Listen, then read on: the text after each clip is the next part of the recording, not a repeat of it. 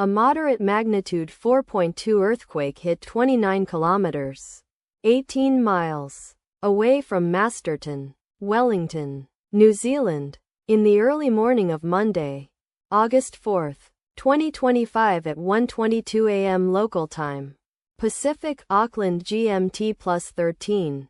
The quake had a very shallow depth of 21 kilometers, 13 miles, and was reported felt by some people near the epicenter. First to report, volcano discovery after 44 seconds. The earthquake occurred 17 weeks after a magnitude 4.2 earthquake had hit on Monday, April 7, 2025, at 1:16 a.m. local time, Pacific Auckland GMT +13, in 79 kilometers, 49 miles, distance to the west. Data source from volcano discovery. Did you feel it? Let us pray. May the earthquake that occurred not affect our brothers and sisters there. May the earthquake not happen again. And may God protect everyone.